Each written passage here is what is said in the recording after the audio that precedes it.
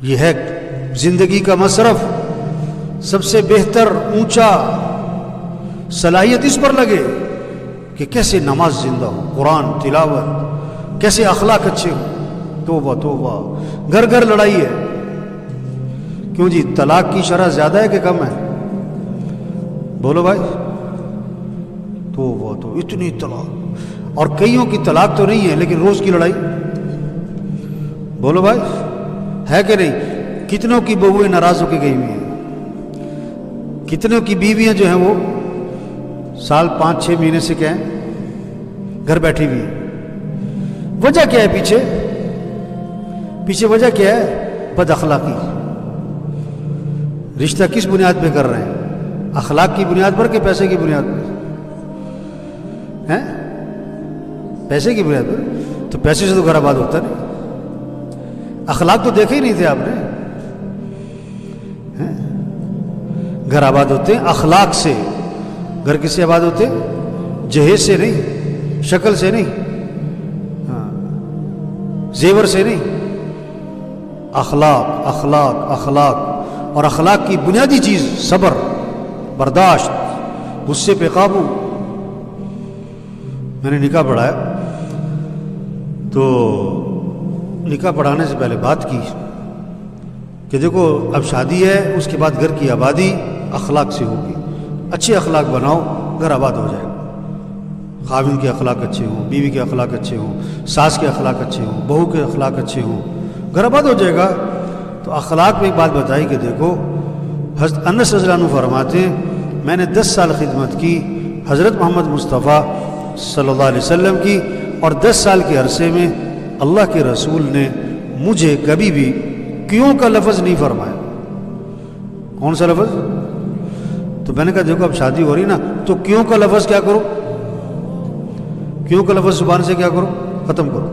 کیوں کا لفظ نہیں بولنا، گھر آباد ہو جائے گا، گھر میں محبتیں ہوں گی، سکون ہوگا، ایک دوسرے کی عزت احترام ہو، قدر ہوگی۔ اور جتنا کیوں کا لفظ گھر بولا جائے گا محبتیں کم ہو جائیں گی، نفرتیں آئیں گی، گھر برباد ہو جائے گا۔ کیوں کا لفظ نہیں بولنا، اور کیوں کی جگہ بولنا ہے کوئی بات نہیں۔ سالن میں نمک تیز ہو گیا تو کیا کہو تو صحیح، چائے ٹھنڈی ملی تو کیا کہو۔ آپ گھر میں آئے اور سالن تیاری نہیں ہے، ابھی بھوک لگی ہوئی ہے تو کیا کہو۔ آپ نے جانا تھا دفتر، دکان پہ کپڑے جو ہیں وہ استری، تو کیا کہو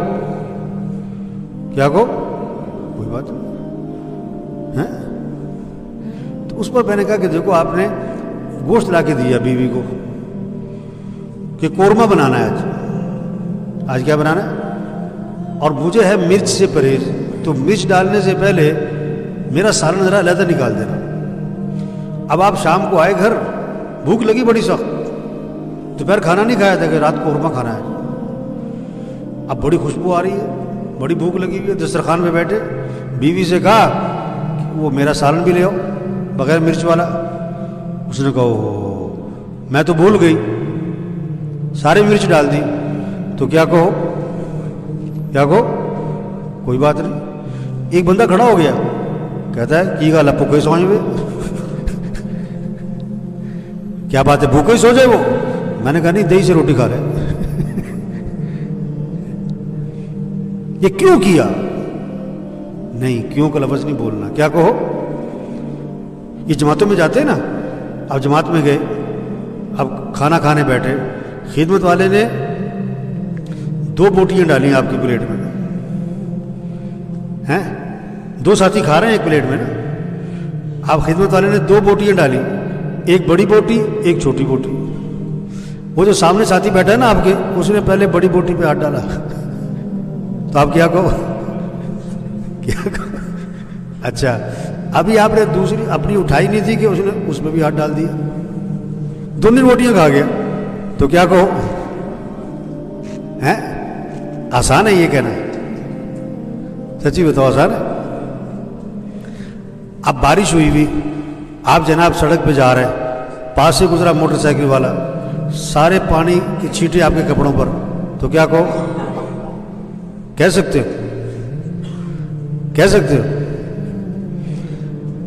آپ گاڑی باہر کھڑی کر کے نماز پڑھنے آئے اور آپ کو جلدی ہے، آپ باہر نکلے تو کسی نے گاڑی آپ کی گاڑی کے آگے کھڑی کر دی، اب آیا 10 منٹ بعد اور آگے کیا کری، اب میں ذرا کام گیا سی، تو کیا کہو، کیا کہو؟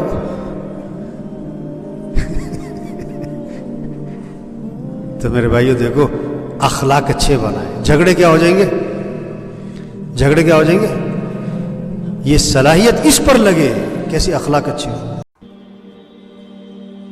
ہمارے مولانا غلام اللہ خان صاحب رحمۃ اللہ علیہ رائے امتحان کے لیے آتے تھے تو وہ فجر کا بیان حاجی صاحب کا بھی سنتے تھے بڑے اہتمام سے۔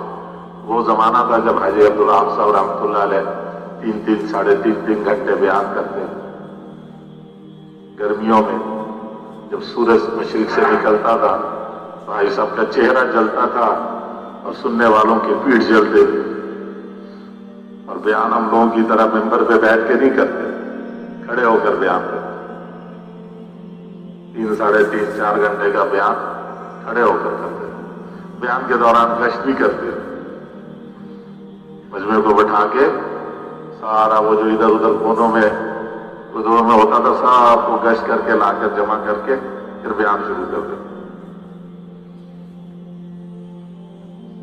غلام اللہ خان صاحب واپس گئے جا کر علاقے میں، وہاں ذرا حالات کچھ ایسے ہی تھے، تو کہنے لگے میں تو صرف اتنی بات کرتا ہوں کہ بھئی مردوں سے کچھ نہیں ہوتا تو تم سارے میرے خلاف ہو جاتے ہو۔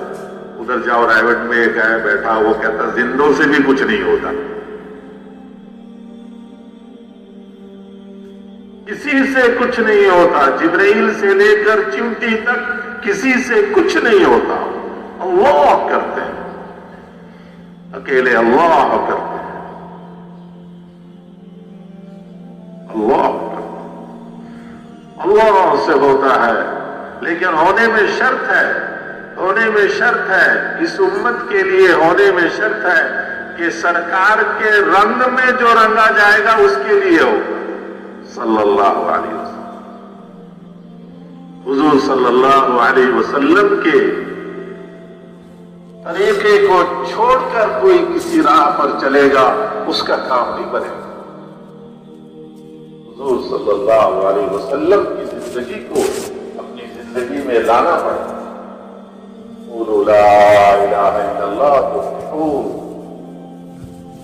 اے دنیا جہاں کے انسانوں اللہ کو الہ تسلیم کر لو تم کامیاب ہو۔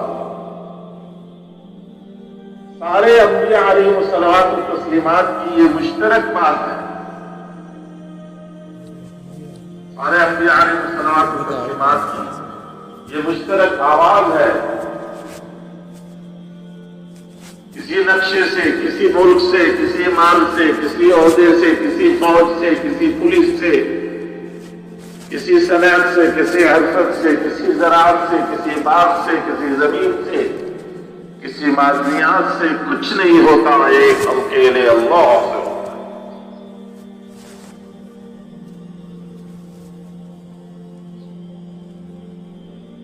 جس نبی کی امت جن چیزوں کے یقین کو دل میں لے کر چل رہے تھے، نبی اپنی آواز کو اس چیز کے، اس نقشے کے مقابلے میں لگاتے تھے۔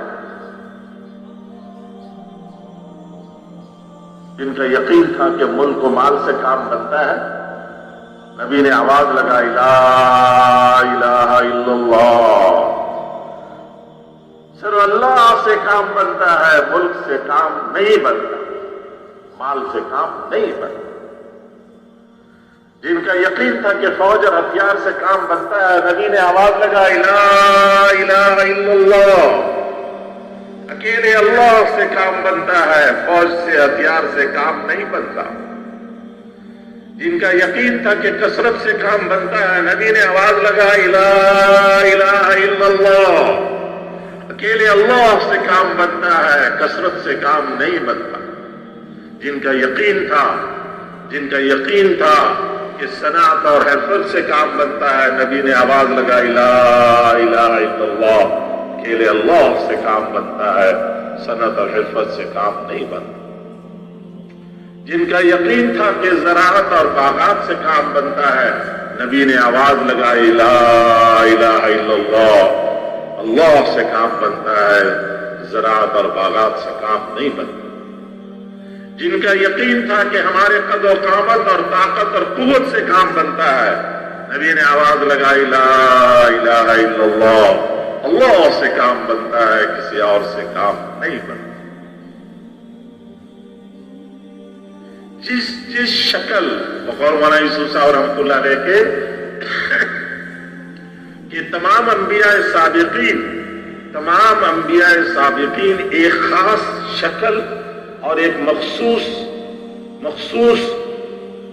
صورت اور شکل کے مقابلے میں آواز لگاتے، اس لیے کہ اس زمانے کے اس قوم، اس قبیلے، اس علاقے کے لوگوں کا یقین اس خاص مخصوص شکل پہ اٹکا ہوا۔ تو نبی اس شکل کے ضد میں، اس کے ٹکر میں آواز لگاتے تھے کہ جس سے ہونا تم سمجھ رہے اس سے نہیں ہوتا، اللہ سے ہوتا ہے۔ اللہ وحدہ لا شریک لہ ولا مثل لہ ولا ند لہ ولا والد لہ ولا ولد لہ ولا صاحبۃ لہ۔ وہ اللہ جو اکیلے یکتا ہے، کوئی اس کا ساتھی نہیں، کوئی شریک نہیں، کوئی اس جیسا نہیں، کوئی اس کا مثل نہیں، کوئی باپ نہیں، کوئی بیٹا نہیں، کوئی بیوی نہیں، وہ اللہ القادر المقتدر جو خوب قدرت والے ہیں، السمیع البصیر خوب دیکھنے والے، خوب سننے والے، الحافظ الحفیظ خوب حفاظت کرنے والے، المحیی والممیت زندگی موت اس کے قبضہ قدرت میں ہے، والمعز والمذل عزت اور ذلت کے سارے خزانے، اسباب، وسائل اس اللہ کے ہاتھ، وہ اللہ۔ تمام صفات کمالیہ اور جمالیہ اس اللہ کے پاس ہیں، سارے صفات کے مالک اکیلے اللہ ہیں، تمام تعریفات کی قابل صرف اور صرف اللہ ہے، بس اس اللہ کو دل میں ہوتا ہے۔ وہ الاکبر، وہ سب سے بڑے ہیں، اکبر الاکبر، سارے بڑوں کے بڑے وہ اللہ ہے، سارے بڑوں کے بڑے وہ اللہ، وہ اللہ۔ اے لوگوں ان نقشوں سے نکلو، ان سے ہونے کے سمجھنے کے دھوکے سے نکلو، یہ سب دھوکہ ہے، صرف کرنے والی ذات اکیلے اللہ کی ذات ہے۔